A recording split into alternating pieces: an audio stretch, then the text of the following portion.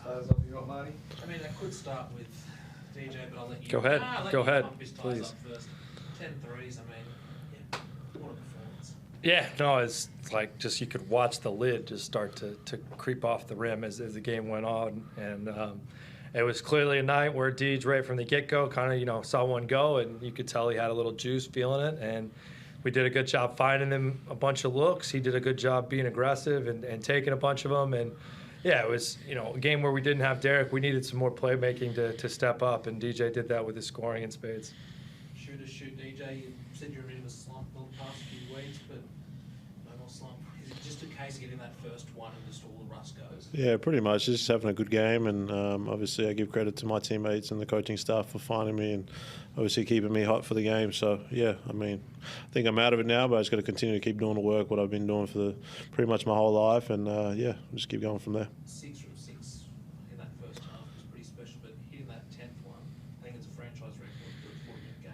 How special was that? It hasn't really sunk in yet, honestly. I'm just so tired. I can't wait to go home and kind of just spend time with my family because they're here for the New Year's and Christmas period. So I'll probably hear from them. That's when it'll sink in, really. So I'm just trying to enjoy the moment, and yeah, I just want to go lay down, honestly. I'll keep it short. There was an extra motivation with Derek out. Obviously, you needed a bit more of a spark. Did you take it a bit more on yourself too? I think so, and a lot of guys stepped up tonight, and Brucey played well.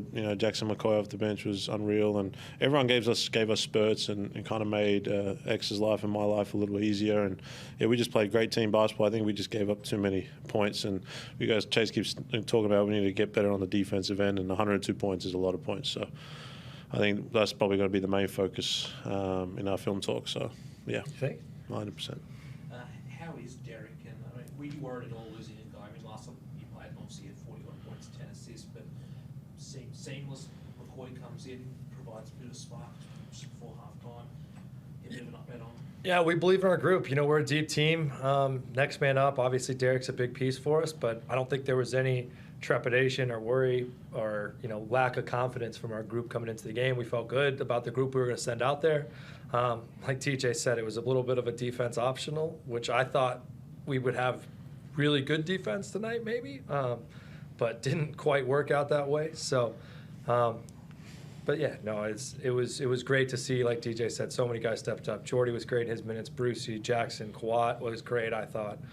You could just go down the line, a bunch of good performances. What do you put the three-point shooting down to tonight? Was it 17 of 23? I'm pretty sure you haven't seen numbers like that from this side for a while. Well, the guy going next to me going 10 of 14 sure doesn't hurt. I think he was like 10 of 11 until the last few minutes too, or 9 of 11, I guess, when it got a few. But no, yeah, it was one of those nights. All the threes that we made, I don't know if like the basketball gods, like we couldn't make for threes and layups tonight, because if we'd have made our layups, we might have scored $150. I can't believe we got to 118, missing as many point blank bunnies, uncontested on half of them, as we did. But just kind of the way the game goes sometimes. That's nice about the crowd. Obviously, a lot was made about Christmas. I think 11,300 tonight, which is a great effort. But you factor in there was a Sydney test, there was a Big Bash game as well. It shows basketball in the city is really, really building right now, and the Kings are a big part of it. Yeah, I think I saw some things around the league, like we're the only league in Australia that's gotten back to pre-COVID numbers in terms of attendance, and we're actually going past it. I think our group is a huge part of that, and it's great. Yeah, it's great to see. On a Wednesday night, holidays, like you said, test cricket, all that stuff, Big Bash going on, and it's an unbelievable crowd tonight. It was an unbelievable crowd the other night, unbelievable crowd, for Christmas Day. Fans just keep showing up. Hopefully they're enjoying the basketball they're seeing too. Chase, what does it say about DJ's shot selection and maturity, that it wasn't just shooting those 14 threes and making a lot of them, it was using his gravity after he made a few and making plays for others? What does that say about his maturity and growth? Yeah, I mean, he had 5 assists, and he probably even set up a few more good looks for other guys than just that. I guess it wasn't quite the 99 that Donovan Mitchell accounted for the other night, but it was over 50 that he counts for tonight, which is pretty good in a 40-minute game. Yeah, it was great. A lot of maturity from DJ and recognizing he had it going. And I think for a lot of the games, still playing within the group and finding guys. Obviously, he really wanted 40 at the end, so he was going to go out and get that last one. And, we were all happy for him to do that. But, yeah, I thought his maturity, his shot selection, his willingness to get off it, just an all-around really good game from him. Do you have a sense that he played within the flow more than he has perhaps in previous games this season? maybe that led to that sort of outburst? Probably actually maybe the exact opposite. I bet I don't want to put words in his mouth here, but I'm sure Derek being out there is probably a little bit of DJ like, all right, well, I'm going to come out and, I'm going to get a few more looks today and try to get the offense generated through me a little bit. And I think you saw earlier, he was just confident to let a few go, made a few, and it just kind of spiraled from there. So then, DJ, how do you think you translate that? Derek comes back eventually. You want to keep shooting at this sort of level. How can you work together with him to make sure that you mesh? Just finding the balance. Obviously, Derek's a great passer, and you just got to kind of work off him. And he's a go-to guy, so I'm just talk to him, work with him, and he's watching on the sideline on where he could find me, and then we'll just gel when he comes back. So, not really stressing too much about it right now. How do you assess your own growth? Over the course of the season, going through the adversity that you did, and then obviously having this outburst, and for you, hopefully, this can turn into a lot more.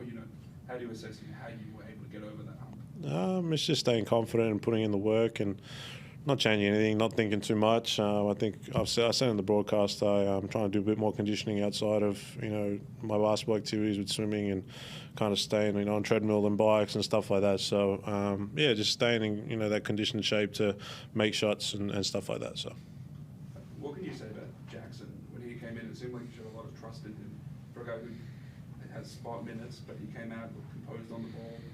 What do you think? Yeah, terrific game from Jackie. I've been really high on Jackie since he came in our building over the summer. He needed to go through a shot retool, which he's done, and he and Kev did a great job. He's still got a long, long ways to go in that regard. But you could see right from the get-go, he's got tools. He's big, he's long, he can get to the rim, he's a good passer. And so, I've been waiting almost like part of me today was excited that Derek, you're not excited that Derek's not there, but silver lining type shit. I'm like, yeah, well, Jackie's here. We get to take a look at him, and that was great. And I thought Brucey did a good job with the stars. But back to your point about Jackie, he's a really exciting young player, and I don't know how many more we'll see the opportunities he gets the rest of the year, but we're all fired about his development and his long-term potential with us for sure. Do we have an idea when Derek might be back? I would assume you'd see him this weekend. He trained yesterday. Looked okay. It was kind of one of those ones we thought he'd probably go and just pulled up a little more sore than we'd hoped. So hopefully it'll all clear up in the next 48 hours or so, and he'll be ready to go by the weekend. Matty McQuaid. He's not going to let a historic performance go. Just talk to DJ, Matt. What do you want to talk to? Now I'm asking you the question first of all. Last week you guys shot the ball 69% from the field against Tasmania. That's the second best field goal percentage in franchise history. Tonight, 73% from three, which is also the second best three-point percentage in a game in franchise history. How impressed have you been of late with this team's ability, one, to put points on the board consistently and efficiently, and two, to attack the defense in a variety of ways? Yeah, for sure. I mean, it's funny to make seven. We don't take that many threes tonight, and they all go in, obviously. But we did get to the rim a lot, and to your point about May, we missed all the layups. So it is, but to your point, I think we generate good looks. We get on the rim. That's what our offense is designed to do. We space the floor. We try to attack the paint as much as we can, and if they help, we'll kick out to guys like DJ or Glove or whoever it is and try to shoot the open threes. When we can, and when we can't, we'll try to get on the rim as much as possible. And I think over time that allows you to shoot high-efficiency nights more often than not. The other thing you sort of had a little bit of an issue with is turnovers. Last week, again, in Tasmania, you had 23, tonight 8. What did you do better in terms of protecting the ball tonight? It's funny, I told the coach when we got in, I was like, we only had 8 turnovers. That was shocking because I think for most of the 8 seemed like really bad ones, just dumb ones. So, we're an up and down team with turnovers. Some games we're 6 or 7, some days we're 25. So when we can get the balance of shot attempts to our opponent correct, we usually win games because we take more efficient shots and we hold our opponents to inefficient shots. What's hurt us a lot of times is if we do turn it over too much or we give up offensive rebounds, we let that shot imbalance happen and we're shooting less field goals than our opponents. And tonight we shot 7 more, and that's kind of the flow how it goes. And you spoke about it briefly, but just a comment on the two-man pivot that you've got. I mean, Jordan Hunter, the epitome of efficiency tonight, at 10 points in 11 minutes at a high rate. Tim Suarez, 6 of 7 from the field. I mean, you feel like that's really starting to bear fruit for you, those two bigs rotating in and out of the lineup?